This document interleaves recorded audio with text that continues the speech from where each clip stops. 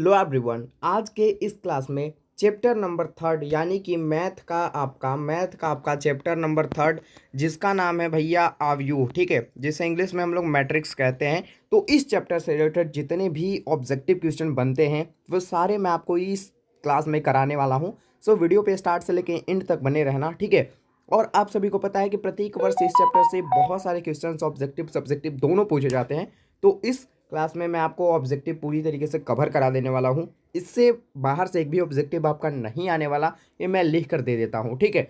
और 20 सब्सक्राइबर है मेरे अभी चैनल पे रिसेंट में, और इतने कम सब्सक्राइबर में पहली बार आप देखे होंगे कि कोई चैनल आपको इतना ज़्यादा सपोर्ट कर रहा है, ठीक है, एग्जाम के लिए काफ़ी ज़्यादा हेल्प कर रहा है। तो प्लीज़ यार एक सब्सक्राइब कर देना। आपके एक सब्सक्राइब से मेरे को ज़्यादा कुछ तो नहीं बट मोटिवेशन जरूर मिलेगा ताकि मैं आपके लिए वीडियो बनाता रहूँ, राइट।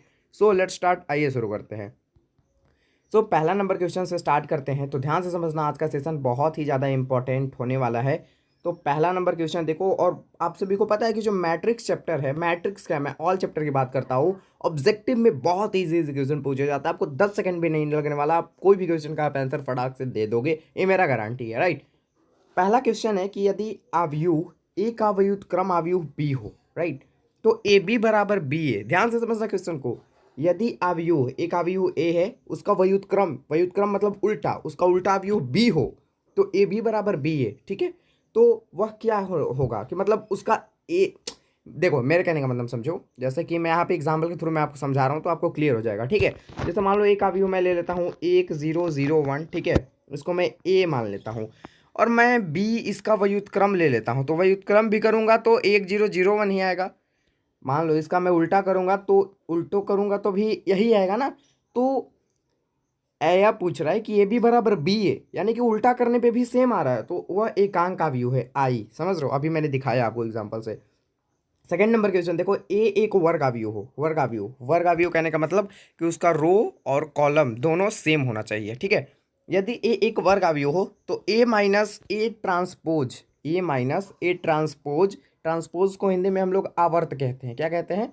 आवर्त कहते हैं। तो ए माइनस ए ट्रांसपोज एक क्या है भैया? विषम सममित आव्यूह है। क्या है? विषम सममित आव्यूह है, ठीक है।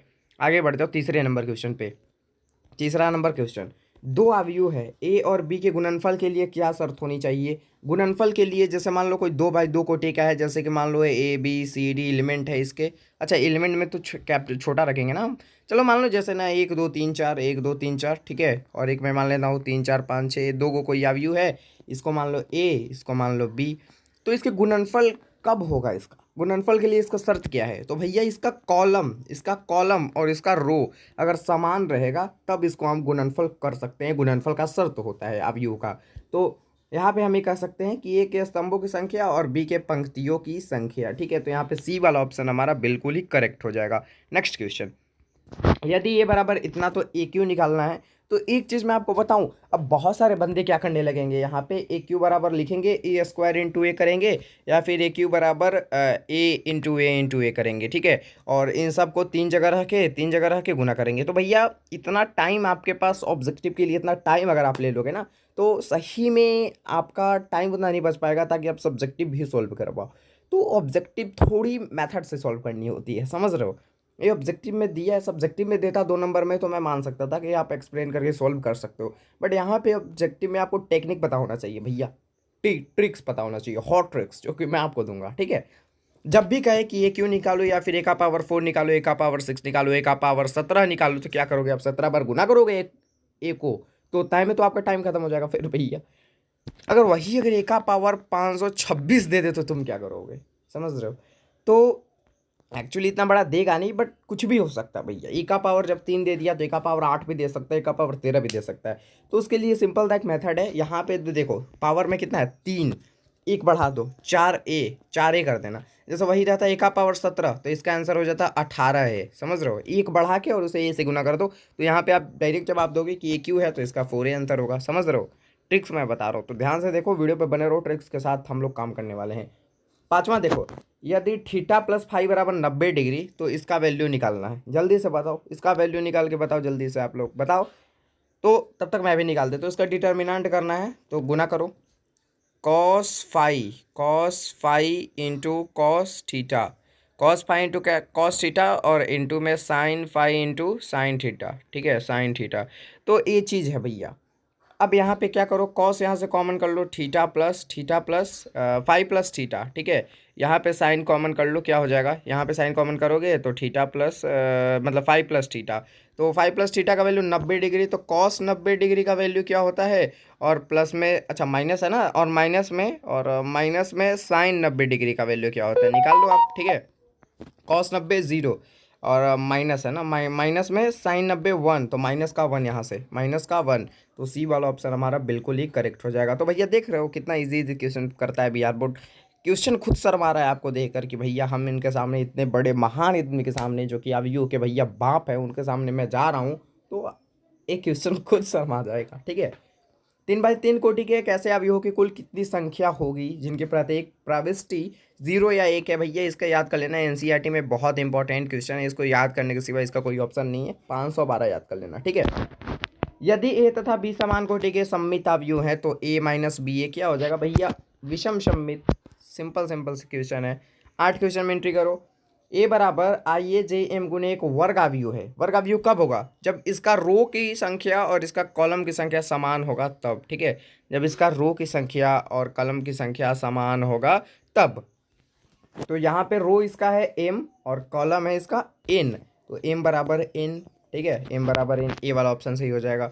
9 नंबर क्वेश्चन देखो, यदि ए एक 3 बाई 3 अवयव हो तो ताकि ए स्क्वायर बराबर ए, तो ए प्लस आई क्यू माइनस 7 ए का वैल्यू निकालना है भैया। निकाल के आप चेक कर लेना, बहुत ईजी क्वेश्चन है, कुछ कुछ मैं आपके होमवर्क के लिए भी दूंगा, ठीक है। तो उसको आपको सोल्व करना है। तो 9 नंबर क्वेश्चन आपको खुद से सोल्व करना है, कुछ भी नहीं करना। 3 बाई 3 ए मतलब ए एक अवयव है 3 बाई 3 का, उसका ए स्क्वायर बराबर ए दिया हुआ है, तो इसका वैल्यू आपको फाइंड करना है, बस बहुत सिंपल क्वेश्चन है, ठीक है। चलो 10 नंबर क्वेश्चन में मैं एंट्री करता हूँ। ए बराबर इतना, बी बराबर इतना, ए जोड़ बी ऐड कर लो, कितना आ जाएगा, ए जोड़ बी करोगे तो कितना आ जाएगा, 9 11 20, ठीक है। 10 10 20, 11 9 20, अरे यार सही सही, थोड़ा एक सेकंड में सही सही लिख देता हूँ, 20। अभी तक तो 20 20 ही आया ना, सब ऊपर वाला रो का 20 20 20, ठीक है।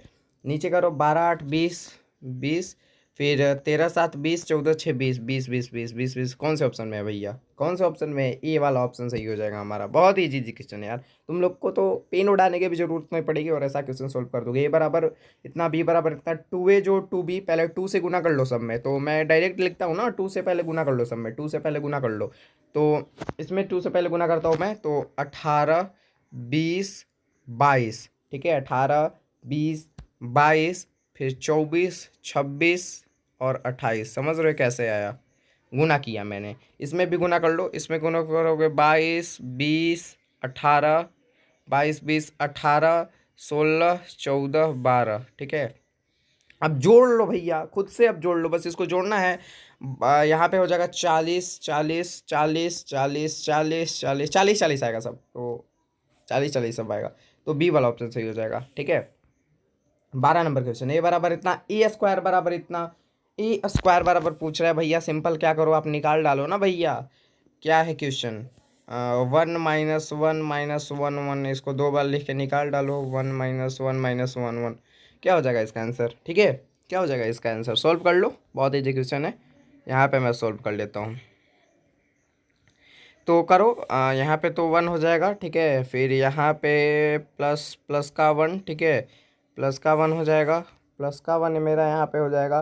फिर यहाँ पे आ जाओ माइनस का 1, माइनस का 1, ठीक है, माइनस का 1 और प्लस का 1, माइनस का 1 प्लस का 1।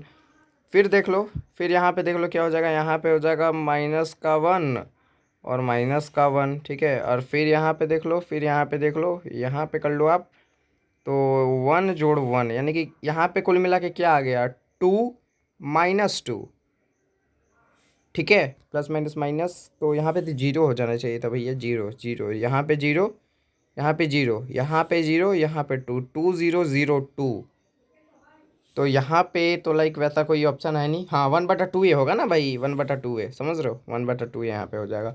चलो 13 नंबर क्वेश्चन, ए बराबर इतना, बी बराबर इतना, तो 2 ए जोड़ 3 बी, भैया सिंपल क्वेश्चन, ऐसा क्वेश्चन बहुत बार हम लोगों ने सोल्व कर लिया अभी तक। ए बराबर इतना, बी बराबर इतना, जहाँ ए स्क्वायर बराबर बी, तो अल्फ़ा का मान है, तो अल्फ़ा का मान आप निकाल लो यहाँ से, ए स्क्वायर बराबर बी है, तो अल्फ़ा का मान यहाँ पे निकाल देना। मेरे ख्याल से तो यहाँ पे तो अल्फ़ा का मान कोई वैसा आना नहीं चाहिए भैया, क्योंकि यहाँ पे अल्फ़ा का मान वास्तविक नहीं आएगा। देख लेना आप करके, ठीक है, आप देख के कर लेना, समझ रहे हो, देख के कर लेना, वास्तविक एक्चुअली आना नहीं चाहिए, ठीक है। यदि ए बराबर इतना तो 2a का डिटर्मिनेंट आपको निकालना है। ए बराबर इतना तो टू, सबसे पहले तो 2 से में आप गुना कर लो, तो 2 4 8 4। अब इसका डिटर्मिनेंट आप कर लो, तो 4 दूना 8 माइनस का 32 कितना आ गया? सही कर रहा हूँ ना मैं? पहले कर रहा है कि इसका 2a पहले गुना करो, तो 2 4 8 4 मैंने किया, इसका डिटर्मिनेंट निकालो। तो 8 माइनस का 32 माइनस का 24 आ गया, माइनस का 24 आ गया। अब टू ऑप्शन ए से अगर मान लो कंपेयर करते हैं तो ए का डिटर्मिनेंट कितना आना चाहिए? 2। ए का डिटर्मिनेंट कितना आना चाहिए? 2 और 4 दूना मतलब 2, 2 में से 8 गया तो माइनस का 6, ये तो आएगा नहीं कभी। 4 ए का करें कंपेयर, तो 4 यहाँ पे कर दो, ए का कंपेयर करे तो 2 और 2 में से 2 गया, 2 में से 8 गया, तो 2 में से 8 गया तो माइनस का 6, हाँ ए आ गया माइनस का 24। बी वाला ऑप्शन सही है, ठीक है, बी वाला ऑप्शन सही है। तो इस टाइप के क्वेश्चन में आपको कंपेयर करना पड़ेगा, समझ रहे हो। 16 नंबर क्वेश्चन देखो। इतना का व्युत्क्रम मतलब समझते हो? व्युत्क्रम मतलब होता है उल्टा मेरे भाई। क्या होता है? उल्टा कर दो, ठीक है, उल्टा कर दो, उल्टा कर दो, उल्टा कर दो। तो क्या इसका उल्टा कर लो, क्या होगा? इसका उल्टा कर लो, क्या होगा? ये वाला प्लस वाला माइनस में आ जाएगा, माइनस वाला प्लस में आ जाएगा, प्लस वाला माइनस और प्लस वाला माइनस। तो यहाँ पे ये तो सही नहीं है, ठीक है। तो इसको देख लेना होमवर्क के तौर पे, बहुत ईजी क्वेश्चन है यार। वही उत्क्रम देख लो ना, कौन सा हो जाएगा, खुद से देख लो आप। कॉस्ट थीटा है तो यहाँ पे, अच्छा एक सेकेंड, वही उत्क्रम का मतलब यहाँ पे, अच्छा यहाँ पे आप ए कर दो, को फैक्टर इसका को फैक्टर नहीं, इसका एडजॉइंट निकाल दो आप, ठीक है। जैसे कि लाइक मैं आपको बता रहा हूँ, cost theta cos theta cos theta cos theta cos theta, और यहाँ पे हो जाएगा माइनस का साइन थीटा और यहाँ पे प्लस का साइन थीटा। देख लो, cos theta cos theta plus का साइन थीटा, ए वाला बी वाला ऑप्शन सही हो जाएगा, ठीक है, बी वाला ऑप्शन। सिंपल सा क्वेश्चन था, एडजॉइंट निकालना था बस। 17 नंबर क्वेश्चन देख लो। अभी ये क्वेश्चन जस्ट सॉल्व किया। यदि ए बराबर इतना एम बाई एन का एक वर्ग व्यू है तो एम बराबर एन इसका होना चाहिए, ठीक है, वर्ग व्यू के लिए। यदि ए और बी वर्ग व्यू है तो ए बी का ट्रांसपोज क्या हो जाएगा? ट्रांसपोज मतलब उल्टा। जैसे ट्रांसपोज का मतलब समझो, जैसे ए बराबर है 2 4 6 4, तो ए ट्रांसपोज निकालने के लिए क्या करोगे आप? इसको 2 4 6 4 कर दोगे, रो को कॉलम, कॉलम को रो में चेंज कर दोगे, तो इसको कर लेना 18 को खुद से, ठीक है। 19 नंबर क्वेश्चन, सहखंडन। सहखंडन, सहखंडन का मतलब अभी एडजॉइंट मैंने बताया, एडजॉइंट। जिस तरीके से पिछला क्वेश्चन निकाला, यानी कि निकाल लो।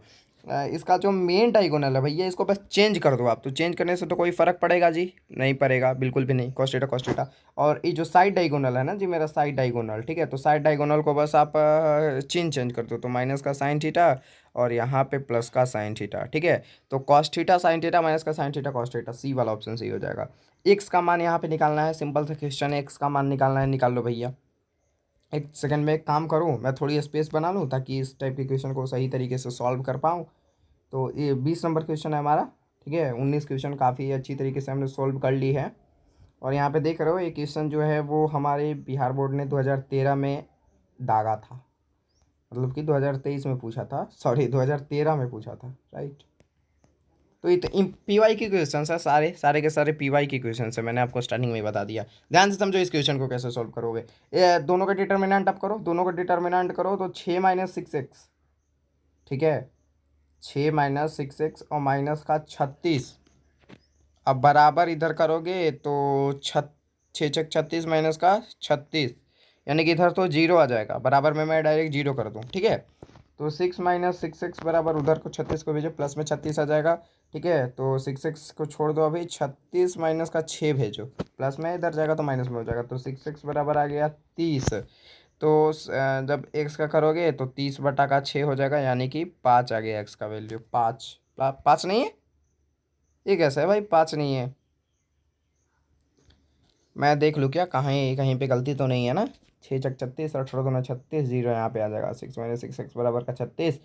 6x को, अच्छा 6x यहाँ पे तो माइनस में है ना, तो भैया भैया भैया भैया ये मेरा माइनस का 5 आएगा, ठीक है, माइनस का 5, सी वाला ऑप्शन सही हो जाएगा। माइनस मैंने छोड़ दिया था। 21 नंबर क्वेश्चन देखो, 21 नंबर। एक मैट्रिक्स है बराबर इतना एम गुने सम्मित होने के लिए क्या होना चाहिए, सम्मित होने के लिए ए होना चाहिए भैया, इसका ट्रांसपोज भी सेम होना चाहिए, सी वाला ऑप्शन सही हो जाएगा। यदि इतना बराबर इतना एक्स का मान निकालो, 3x माइनस का 24, 3x बराबर करोगे तो प्लस का 24 बराबर का 0 था यहाँ पे ना, तो 24 करोगे x बराबर का 8 आ जाएगा, 8 बी वाला ऑप्शन सही है।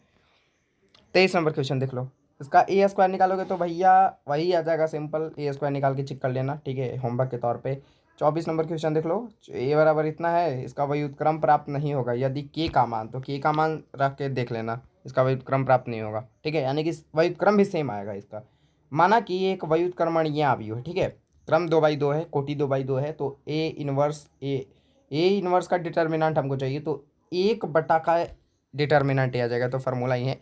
तो आज के इस क्लास में हम लोग मैट्रिक्स के 25 मोस्ट ऑब्जेक्टिव क्वेश्चन देखे, जो कि आपके एग्जाम की दृष्टि से काफ़ी ज़्यादा इंपॉर्टेंट थे। सो सबको आपको करना क्या होगा भैया, सबको आपको मैं बता दे रहा हूँ आपको करना क्या है, सबको आपको नोटबुक पे लिख लेना है, ठीक है, अपने कोई आप नोट कर रहोगे या फिर ऐसे ही कोई भी कॉपी पे लिख लेना है, ठीक है, और आपको सिंपल याद कर लेना है सारे क्वेश्चन को, और लिखना तो ज़रूरी है, क्योंकि ये जितने भी क्वेश्चन थे, मैं आपको बार बार रिपीट कर रहा हूँ, ये सारे जितने भी क्वेश्चन थे ये आपके भैया पीवाई की क्वेश्चन थे, और पीवाई की क्वेश्चन ही पूछे जाते हैं, खासकर बिहार बोर्ड ऐसा ही करता है। तो आज के लिए इतना ही, मिलते चलेंगे नेक्स्ट वीडियो में, तब तक के लिए जय हिंद, वंदे मातरम। प्लीज़ लाइक कर देना, आप सभी सब्सक्राइब कर देना, दोस्तों में भी शेयर कर देना, ठीक है, थोड़ा सपोर्ट करो ताकि मेरे को भी मोटिवेशन मिले, ताकि मैं आपके लिए ऐसे रेगुलर कंटेंट लाता रहूँ। And wish all the very best साथियों, एंड जय हिंद, वंदे मातरम।